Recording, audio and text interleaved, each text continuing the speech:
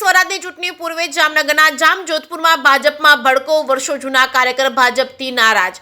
જામનગર જિલ્લાના જામજોધપુરમાં ભાજપમાં ફરી ભડકો, મહિલા મોરચાના પ્રમુખે અપક્ષ ઉમેદવારી નોંધાવી છે। જામજોધપુર ભાજપના અસંતોષની આગ જ્વાળામુખીની જેમ ફાટી નીકળી હોય, આગ બુઝાવવાનું નામ લેતી નથી। ત્યારે ભાજપના નગરપાલિકાના પૂર્વ પ્રમુખે આપમાં ઉમેદવારી નોંધાવ્યા બાદ વર્ષોથી ભાજપની વફાદારીથી સેવા કર્યા બાદ પણ ટિકિટ ન આપતા ભાજપના મહિલા મોરચાના પ્રમુખ ચંદ્રિકાબેન મુકેશભાઈ ખાટને અસંતોષ થતા ભાજપમાં બળવો કરી વોર્ડ નંબર 1 માં અપક્ષ ઉમેદવારી નોંધાવતા ભાજપમાં અફરાતફરી મચી ગઈ છે। જામનગર જિલ્લાના જામજોધપુરના વર્ષો જૂના ભાજપના કાર્યકર વીરાભાઈ કરમટાના ધર્મપત્નીએ આપમાંથી ઉમેદવારી નોંધાવી છે। જામજોધપુર ભાજપમાં અસંતોષની આગ કરવાનું નામ લેતું નથી। ભાજપના 3 આગેવાનોએ બળવા કર્યા હોય અને એમનું ઠેકાણે પડતું નથી। એવામાં રબારી સમાજના વીરાભાઈ ખટારાએ છેલ્લા ઘણા સમય થયા અને ભાજપમાં હતા અને વફાદાર રહી દરેક ચૂંટણીમાં ભાજપનું કામ કર્યું છે। સંગઠનમાં પણ અગ્રેસર રહ્યા છે અને ભાજપ બૂથ નંબર 5 માં પ્રમુખના રહેલ નગરપાલિકાની ચૂંટણીમાં પોતે ભાજપમાંથી ટિકિટ માંગતા ભાજપે અવગણના કરી વફાદારોને બદલે અન્યને ટિકિટ ફાળવતા વીરાભાઈ રબારીને અસંતોષ સાથે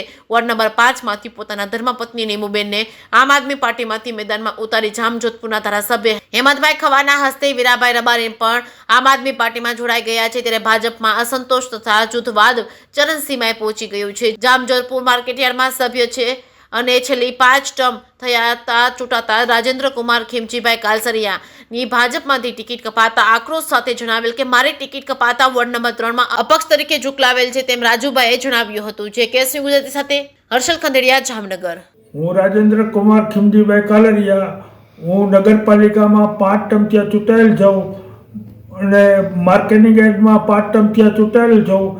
આ ભાજપની નેતાગીરીએ ચંદાર ચોકડીએ મારી ટિકિટ કાપેલ છે, માટે અપક્ષ ઉમેદવારી પત્રક ભરું છું।